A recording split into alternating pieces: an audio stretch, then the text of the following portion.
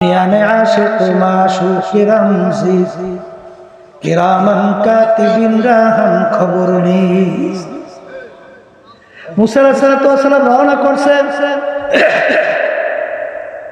পথের পাশে দেখছে গাছের গোড়ায় বসে এক রাখাল বলতেছে, আমার মালিক, তোমাকে যদি আমি পাইতাম আমার ছাগলের দুধ দইয়া পান করাইতাম, পাইলে গোসল করাইয়া সাজাইয়া পরাই দিতাম। মুসা আলাইহিস সালামের কানে যখন এই কথা ঢুকলো, এমন ভাবে ধমক দিল, রাগ করলো, রে আহাম্মক, তুই কেন শিরক করলি? এই আমার মালিক কি তোর আমার মতো সাইকেল ছুড়ে যে তোর আমার মতো খায়, তোর আমার মতো সব কিছু? শিরক করলি। রাখালের খেয়াল ভেঙে গেছে।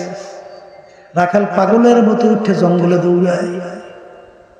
ওদিকে রাখাল জঙ্গলে দৌড়ায়, আর আল্লাহ রাব্বুল আলামিন তার নবী মুসা আলাইহিস সালামের উপরে ওহী নাযিল করে। কি নাযিল করে? ওহী আমাদ সোয়ে মুসা আজ খোদা বান্দায়ে মারা চেরা কর দে জুদা। হে জামানার নবী মুসা, আমি তোমাকে দুনিয়ার ভিতরে পাঠাইছি আমার পথ ভোলা বন্দা বান্দীদেরকে আমার সঙ্গে জড়াইয়া দেওয়ার জন্য। আমার সঙ্গে জোড়ানো বান্দাকে আমার সঙ্গে তুমি কেন পৃথক করলা? নবী পর্যন্ত খবর নাই। কার খবর নাই? নবীর পর্যন্ত খবর নাই একটা রাখালের সঙ্গে আল্লাহর গোপন কি সম্পর্ক। বোঝেন কিছু? হ্যাঁ, এই পথে নাসালা পর্যন্ত এটা বোঝানো সম্ভব না, বোঝানো সম্ভব। আস্তে আস্তে কথা ঠিক না? ঠিক। এই জন্য ভাইদেরকে বলো, পর্দালে মা বোনদেরকে বলবো, আমাদের ইমানের অবস্থা কি শোনো। ইসলামের ইতিহাস পড়ে দেখো, মুসলমানদের বিজয় কোন ইসলামকে বাদ দিয়ে হয় নাই। এক শ্রেণী যারা কৌশল করো বেফারদা হইয়া প্রচলিত গণতন্ত্র মাইয়া এবার বিভিন্ন ঝামেলা পাকাই ইসলামের ক্ষমতায় যাওয়ার স্বপ্ন দেখো, এহলে সম্পূর্ণ একটা গ্রাম্য একটা কথা আছে না, ওই যে স্বপ্নের ভিতরে হাঁসের গোশ আর রুটি পিঠা খাইতে আছে মজা ভাইয়া। কির মধ্যে খায় রুটি পিঠাটা খুব মুলায়ম। তাহলে ইমান যে আনবা, বিশ্বাসটা যে রাখবা, বিশ্বাসের ধরনটা কেমন হবে? আল্লাহ রাব্বুল আলামিন বলেন, সাহাবায়ে কেরামরা যেভাবে ইমান আনছিল। কারা? আবার কোন? এখন সাহাবী কাকে বলে? বলেন স্বচক্ষে ইমান সহকারে যারা আল্লাহ রাসূল সাল্লাল্লাহু আলাইহি ওয়াসাল্লামকে দেখছে এবং ইমান সহকারে দুনিয়া থেকে বিদায় নিয়ে কবরে চলে গেছে, এদেরকে বলে কি? সাহাবায়ে কেরাম। এদেরকে বলে সাহাবায়ে কেরাম। এদের সংখ্যা প্রায় 1.5 থেকে 1.5 লক্ষের কাছাকাছি। কত? কথা ঠিক না? ঠিক। তা আল্লাহ রাব্বুল আলামিন বলেন, সাহাবায়ে কেরাম যেভাবে ঈমান আনছিল এইভাবে তোমরা ঈমান আনো। এখন সাহাবায়ে কেরামদের ঈমানের ধরনটা কেমন ছিল? একটু শোনা লাগে না? আস্তে আস্তে লাগে। শোনেন, বর্তমান তো এক শ্রেণী আমার মুসলমান বাজার না আছে, নামাজে পড়ে ঘুষ খায়। আস্তে আস্তে নামাজও পড়ে শুধু খায়। নামাজও পড়ে, আবার সরকারি মাল লুটপাট করে নিজের সম্পদ দ্বারা আছে। এখন ওদিকে তো আল্লাহর উপর ঈমান আছে। এখন আল্লাহ রাসূল সাল্লাল্লাহু আলাইহি ওয়াসাল্লাম বলেন, যেই হারাম মালের দ্বারা রক্ত এবং গোশত তৈরি হবে তার জায়গা জাহান্নাম ছাড়া হবে না। আচ্ছা, এখন সাহাবায়ে কেরামদের ঈমান কেমন ছিল? সাহাবায়ে কেরামদের আবু বকর সিদ্দিক রাদিয়াল্লাহু তাআলা নাম শুনছেন? এই আবু বকর সিদ্দিক কেডা? বলে নবীদের পরই দুনিয়ার ভিতরে যার সবচেয়ে বেশি সম্মান, তার নাম কি? আবু বকর সিদ্দিক। আচ্ছা, তাদের বিশ্বাসটা কেমন ছিল? তার গোলাম ছিল, গোলামকে আজাদ করে দিয়ে বলেন, গোলাম তুমি আজাদ, আমার জন্য যদি কিছু খাদ্য নিয়ে আসতে পারো নিয়ে এসো। তাই মাঝে মাঝে তিনি খাদ্য নিয়ে আসেন। জিজ্ঞাসা করে, বাবা তুমি কিভাবে কামাই করছো? হুজুর এইভাবে এইভাবে কামাই করছে। তিনি যখন দেখতেন হালাল তিনি খাইতেন। একদিন তার পেটেও বড় ক্ষুধা, গোলাম খাদ্য নিয়ে আসছে, জিজ্ঞেস না করে খাদ্য খেয়ে গেছে। গোলাম বলতে হুজুর আপনি তো জিজ্ঞেস না করে খাদ্য খান না, আজকে জিজ্ঞেস না করে খাদ্য খাইলেন। তখন তিনি বলতেছেন বাবা তুমি তো অন্য অন্য সময় দেখছি হালাল উপায় আনো, আজকে আমার পেটেও বড় ক্ষুধা, মনে করছি হালাল উপায় তুমি আসো, এই জন্য খাদ্য খাইয়ে ফেলছি, বলো বলো তুমি কিভাবে কামাই করছো। তখন গোলাম বলতেছে হুজুর আমি যখন কাফের ছিলাম জাদুবিদ্যার মাধ্যমে একটা লোককে তকবীর করছি, ওই লোকটার সঙ্গে এখন দেখা, ওই তকবীরে সে ভালো হয়ে গেছে, ওই ভালো হয়েছে ওই বিনিময় আমাকে এই খাদ্য দিছে। তখন আবু বকর সিদ্দিক রাদিয়াল্লাহু তাআলা বলেন যে বাবা সর্বনাশ তো করছো, জাদুবিদ্যার মাধ্যমে কামাই করা এই খাদ্য সম্পূর্ণ হারাম, তুমি তো আমাকে হারাম খাওয়াইছো। এই কথা বইলে তিনি গলার ভিতরে আঙ্গুল দেওয়া শুরু করছে। কেমন ইমান কেমন বিশ্বাস, আল্লাহ রাসূল বলছেন হারাম মালের রক্ত গোশত তৈরি জায়গা জাহান্নাম ছাড়া হবে। গলার ভিতরে আঙ্গুল দেয়, পেটেও বড় ক্ষুধা, পাকস্থলীতে খাদ্য চলে গেছে, খাদ্য বের হইতে চায়, চেহারা বিবর্ণ হয়ে গেছে।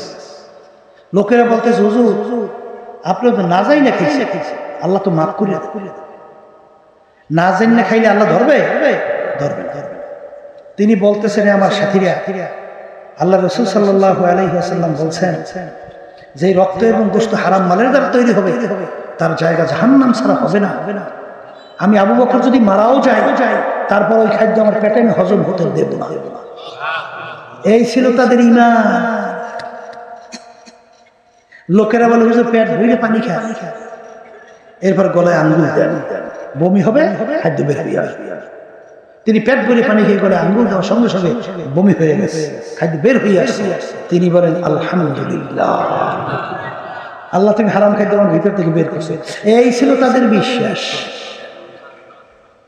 আর বর্তমানে হাদিসের ভিতরে আসছে আল্লাহ রাসূল সাল্লাল্লাহু আলাইহি ওয়াসাল্লাম বলেন অনেক মুসল্লি অনেক নামাজি নামাজ পড়ে ঈমান নাই, আল্লাহ রাব্বুল আলামিন বলে ফাওয়াইলুল লিল মুসাল্লি,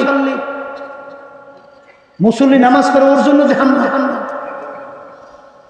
কথা ঠিক না? ঠিক। আমিনু কামা আমানান নাস, তোমরা ঈমান আনো। সাহাবায়ে কেরাম যেভাবে ঈমান আনছে, তাদের ঈমান ধরনটা কেমন ছিল? বর্তমানে এক সিনেমার বাবারা বের হয়েছে বাবুরাই বলে, ঠিক না? এই যেদিন কিয়ামতের ময়দানে কোনো ছায়া থাকবে না, একমাত্র আল্লাহ রাব্বুল আলামিনের স্পেশাল আরশের ছায়া ছাড়া অন্য কোনো ছায়া থাকবে। সেদিন 7 প্রকার লোককে আল্লাহ রাব্বুল আলামিন ডাইকে তার স্পেশাল আরশের ছায়া দান করবেন। কয় প্রকার?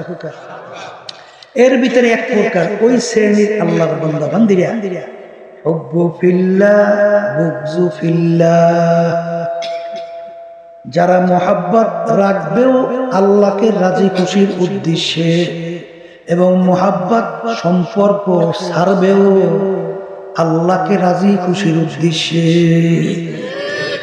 কথা কয় না? মোহাব্বত রাখবে কার জন্য? ছাড়বে কার জন্য? এখন সাহাবায়ে কেরামদের ঈমান কেমন ছিল? তাদের বিশ্বাস না। কথা ঠিক না? আবু বকর সিদ্দিক রাদিয়াল্লাহু তাআলা মুসলমান হয়ে গেছে। ছেলে তখনও মুসলমান হয় নাই, ছেলে তখনও মুসলমান। তা আবু বকর সিদ্দিক রাদিয়াল্লাহু তাআলা তিনি ইসলামের পক্ষে যুদ্ধ করে, আর তার ছেলে কাফেরের পক্ষে যুদ্ধ করে। এটা কাফের তো। আচ্ছা, তিনি পরবর্তীতে মুসলমান হয়ে গেছে তার ছেলে। এখন ছেলে বলতেছে আব্বাজান অমুক যুদ্ধে এমন কায়দায় আপনি আমার সামনে পড়ে গেছিলেন, ইচ্ছা করলে আপনাকে আমি কতল করতে পারতাম, তাই যেহেতু আপনি আমার আব্বা এই জন্য আপনাকে আমি কতল করিনি। আবু বকর সিদ্দিক রাদিয়াল্লাহু তাআলা আনহু তিনি বলেন হে আমার ছেলে, আমি খোদার কসম করে বলছি ওই সময় যদি তুমি আমার সামনে পড়তা সঙ্গে সঙ্গে তোমার মাথাকে আমি দ্বিখণ্ডিত করে ফেলতাম, কারণ তখন তুমি আমার আল্লাহর শত্রু,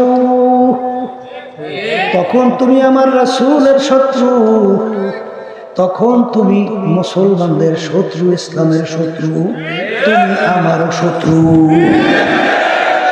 আমিনু কামা আমানান নাস, ঈমান আনো। সাহাবায়ে কেরাম যেভাবে ঈমান আনছিল, তাদের ঈমানের ধরনটা কেমন? আর বর্তমানে এক শ্রেণী আমার বাজানরা বের হয়েছে, দল করে, দল। আস্তে কয়, এই দলের নেতা নেত্রী আল্লাহর বিরুদ্ধে, আল্লাহর রাসূলের বিরুদ্ধে, ইসলামের বিরুদ্ধে কোন আইন পাশ করলো কি করলো না খবর নাই। ইসলাম মুসলমানদের বিরুদ্ধে কোন অবস্থান নিল কি নিল না কোন খবর নাই। মিথ্যাবাদী, ধোঁকাবাজি, সন্ত্রাসী, চাঁদাবাজি, লুটপাট। এই বিদেশে কানাডায় বেগম পাড়া তৈরি, জনগণের টাকা চুরি করে, এরপরে হে দল করে।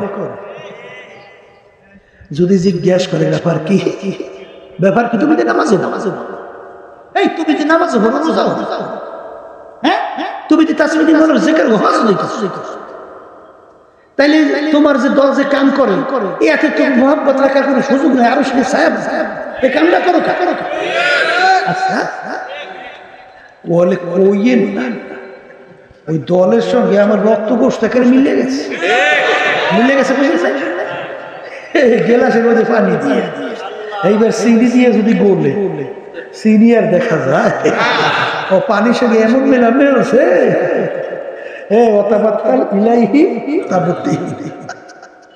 মেলার মতো মেলো। আমার মালিক কয় না, তাহলে এখন ওই পানির লাগে তো আর চিনির লাগে মেলছে। ঘুমাইতেও দেখি দল, উঠতেও দেখি দল, খাইতেও দেখি দল, শ্বাসেও মেশায় পেশায় সব কি। আমি জিজ্ঞাসা করি, আল্লাহর বান্দারা ও পর্দা আবার এদের পিছনে রক্ত দেয়, জান দেয়। আচ্ছা এই যে রক্ত আর গোশত মিলে তাম দুনিয়ার সব নেতা নেত্রী একত্রিত হইয়া আল্লাহর নিয়ামতে এক ফোঁটা রক্ত তৈরি করতে পারবে? এই রক্ত নিয়ামত কার? গোশত নিয়ামত মাগনা রক্ত পাইছে আর মাগনা গোশত পাইছো, আর খালি মিলা। হ্যাঁ হুব্বু ফিল্লাহ, বুগযু ফিল্লাহ। মোহাব্বত রাখাও লাগবে কার জন্যে, ছাড়াও লাগবে কার জন্যে।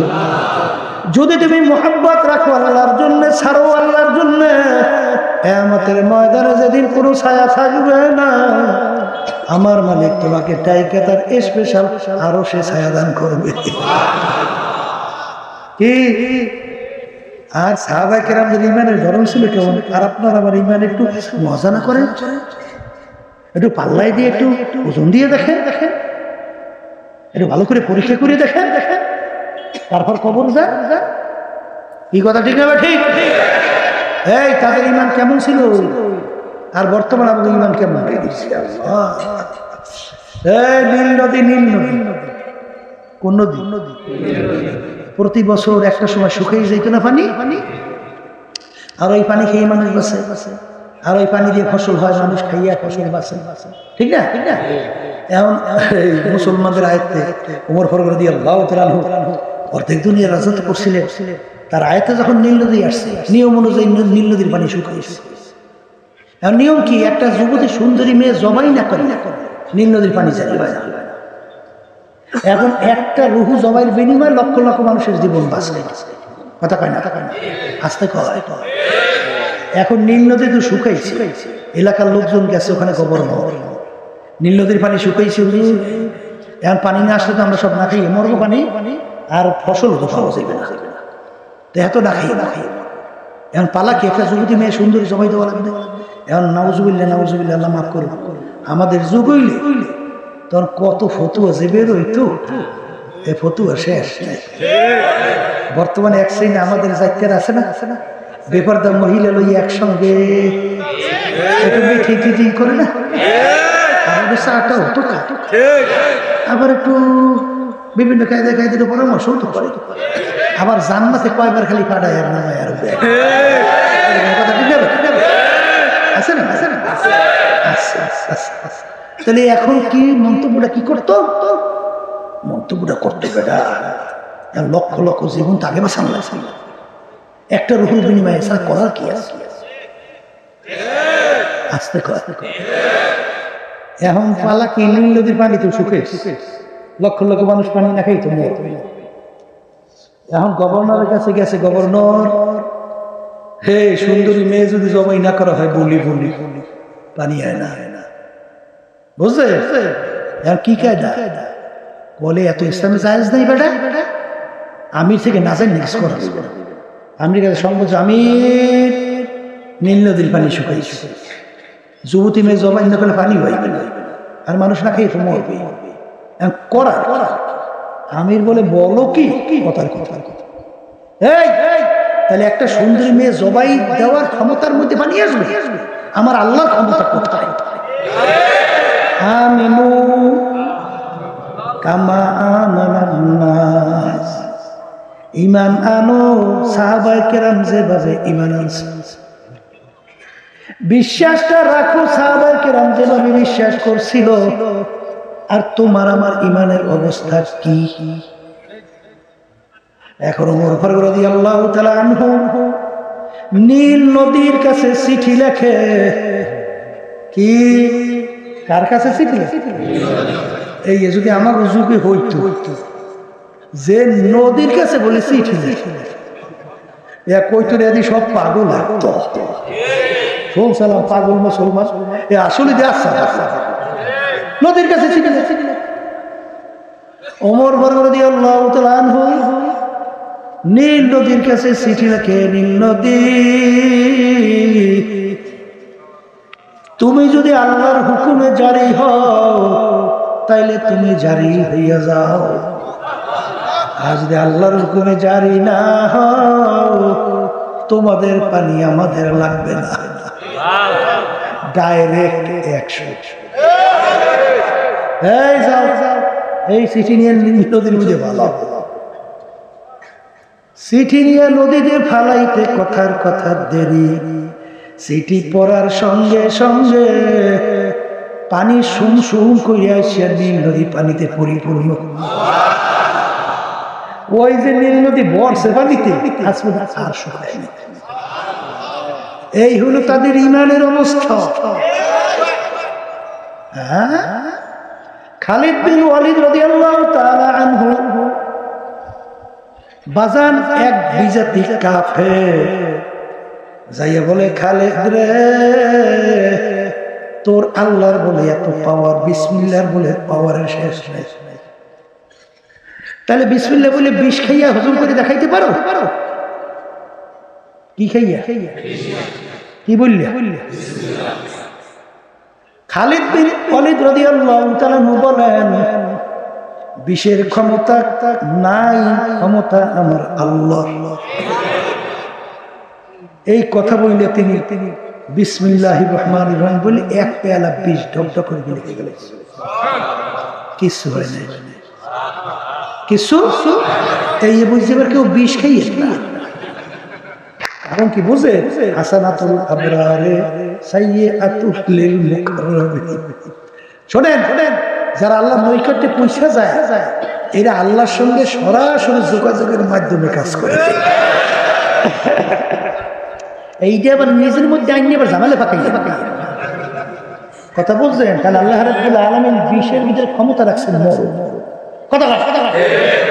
হ্যাঁ, তবে যার সঙ্গে মালিকের লাগে ডাইরেক্ট যোগাযোগ হয়ে যায় ব্যাপারটা কিন্তু আলাদা আলাদা। কি কথা ঠিক যাবে? ঠিক। এই ইব্রাহিম আলাইহিস সালাম নমরুদ আগুনে ফেলাইছে, আগুনে কোনো ক্রিয়া ছিল? আস্তে কোনো ছিল? কদি ফুলের বাগিচা হয়ে গেছে আগুনে। হ্যাঁ, তুমি এই আগুনের মধ্যে পড়বে আস্তে। কি মুসা আলাইহিস সালাম কি যখন ফেরাউনের দরবার লড়াই আইতে আছে, আইয়া কয় মালিক এখন পালা, পিছন দিয়ে আইতে আছে ফেরাউনের দরবার, আমাকে একজন রাখবে না। বলে মুসা হাতের মধ্যে কি রাখছো? বলে মালিক লাডি লাডি বলে দে নদীর মধ্যে বাড়ি দেওয়ার সঙ্গে সঙ্গে রাস্তা বলে তো দলবল নেই হাঁটতে থাক কি ডাইরেক্ট যোগাযোগ হয়েছে হাঁটা শুরু করছে এখন হে তো আটটে পার হয়ে গেছে লোকজন ফেরাও দলবল লই যাইছে আইয়া দেখে নদীর মধ্যে রাস্তা দেখছে ও তো নামছে লোকজন যেই নদীর মধ্যে আসতে বিলি এখন তো ডুববে আরো কি এখন সুবই মালিক মারে কি রে কি খবর এখন তো আল্লাহ এবং তার মুসা আলাইহিস সালামের উপরে ঈমান আনবে জিবরাইল আলাইহিস সালাম এসে কাঁধ দিয়ে মুখ সাইডে যাচ্ছে এই খবরদার এই লেখছিলি মনে আছে কাগজ দেখ এই কাগজ দেখ সাবধান এই তাহলে মুসা আলাইহিস সালাম আটকে চলে গেছে কিন্তু ফেরান্ডি পারছে কথা কয় না হাসানাতুল আবরারে সাইয়াতুল লিল মুকাররাবিন কথা ঠিক কি না বান্দা বান্দির সঙ্গে আল্লাহর সঙ্গে গোপনে যে সম্পর্ক হয় দুই কাঁধের ফেরেশতা বলে খবর রাখতে পারে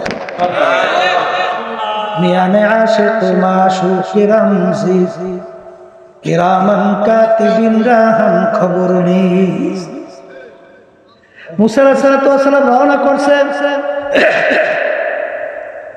পথের পাশে দেখছে গাছের গোড়ায় বসে এক রাখাল বলতেছে আমার মালিক তোমাকে যদি আমি পাইতাম আমার ছাগলের দুধ দোয়াইয়া পান করাইতাম পাইলে গোসল করাইয়া সাদাইয়া করাই দিতাম মুসা আলাইহিস সালামের কানে যখন এই কথা ঢুকলো এমন ভাবে ধমক দিল রাগ করলো রে আহাম্মদ তুই কেন শিরক করলি এই আমার মালিক তোর আমার মতো সেকেল ছুড়ে যে তোর আমার মতো খায় তোর আমার মতো সবকিছু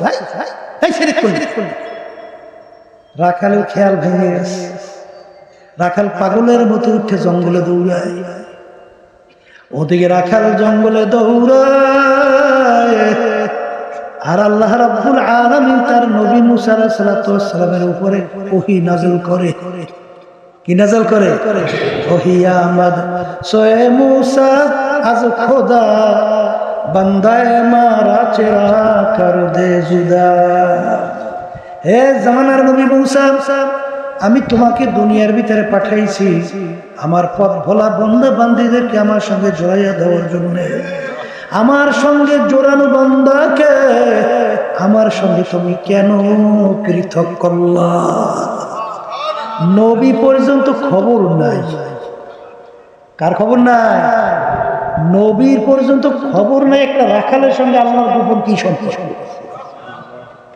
বোঝেন কিছু হ্যাঁ এই পথে নাসালা পর্যন্ত এটা বোঝানো সম্ভব না বোঝানো আস্তে আস্তে কথা ঠিক না ঠিক এই জন্য ভাইদেরকে বলো পর্দা আলে মা বোনদেরকে বলবো আমাদের ইমানের অবস্থা কি শোনো ইসলামের ইতিহাস পড়ে দেখো মুসলমানদের বিজয় কোন ইসলামকে বাদ দিয়ে হয় নাই এক শ্রেণী যারা কৌশল করো বেপরদা হইয়া প্রচলিত গণতন্ত্র মাইয়া এবে বিভিন্ন ঝামেলা পাকাই ইসলামের ক্ষমতায় যাওয়ার স্বপ্ন দেখো এহলে সম্পূর্ণ একটা গ্রামে একটা কথা আছে না ওই যে স্বপ্নের ভিতরে হাঁসের গোশ আর রুটি পিঠা খাইতে আছে মজা মাইয়া কির মধ্যে খায় রুটি পিঠাটা খুব মোলায়েম হাঁসের গোশটা তৈল হাঁস পাকটাও খুব মধুর হয়েছে মজা খাইতে আছে পাগল হাঁসের গোশার রুটি পিঠা পেট ভরিয়া কির মধ্যে খাইতে খায় ও তো মজা পুরোই পায় স্বপ্নের মধ্যে পায় না ওদিকে হাঁসের গোশ আর রুটি পিঠা স্বপ্নে পেট ভরে উঠে দেখে পাশে খাতা সাবাই খাতা পাতা চলে আসবে কথা ঠিক কিনা আসলে বাস্তবে রুটি পিঠা হাঁসের গোশ খাওয়াই ইসলামের নিয়ম ছাড়া সাহাবায়ে কেরামদের নমুনা ছাড়া কখন ইসলাম বিজয় কোনদিন হবে না আল্লাহর হুকুম পর্দা লক্ষ লক্ষ সুন্নাত একাত্তরে করলো কোনদিন একটা ফরজের সমান হবে জীবনে দুই রাকাত তাহাজ্জুদের নামাজ পড়েন নাই জীবনে দুই রাকাত নফল নামাজ পড়েন নাই এই জন্য আপনার জন্য এক সেকেন্ডে করে জাহান্নামের হুকুম আছে? কিন্তু একবার যদি আপনি ইচ্ছা করে বেপরদা হন, যাদের সঙ্গে দেখা যাওয়া জায়েজ নেই, কমপক্ষে একটা কবিরা গুনাহ আমলনামায় জমা হবে, যেটা আল্লাহ নিষেধ করছে। হারাম আপনি এই কৌশলগত সেখানে একাধিক হইয়া এইবার ইসলামকে বিজয় করবে, এবারে সম্পূর্ণ ধোঁকাবাজি, ফাইজলামি। সাহাবায়ে কেরামদের ইতিহাস, তাদের ঈমান কেমন ছিল? হ্যাঁ, সাহাবায়ে কেরামদের একদল জামাত, সাহাবায়ে কেরামদের এক দল এক বাসা দাওয়াত করছে। সেই দেশের ভিতরে একটা ঘৃণিত কাজ ছিল, আছে না? এক এক দেশের একটা ঘৃণিত খাওয়ার ফলে পেট পরিষ্কার করে খাওয়া। ইসলামের ভিতরে এটা কি? সুন্নাহ। আর তার বিজাতিদের ভিতরে এটা কি? ঘৃণা। বুঝছে? এখন সাহাবায়ে কেরামদের দল, তাদেরকে দাওয়াত করছে কেডা? বাদশা। কি করছে দাওয়াত? আচ্ছা, এখন বাদশার মেহমান, আর ওই দেশের ভিতরে সবচেয়ে ঘৃণিত কাজও কি? খাওয়ার পরে পেট পরিষ্কার করে খাওয়া। কথা ঠিক কিনা? আচ্ছা, এখন বাদশাহ যদি মেহমানরা সবচেয়ে সমাজের ঘৃণিত কাজটা করে, তখন সমাজের লোক কি মন্তব্য করবে? খারাপ মন্তব্য করবে না? যে বাদশাহ অন্য একের নিচু, নাহলে এই কামটা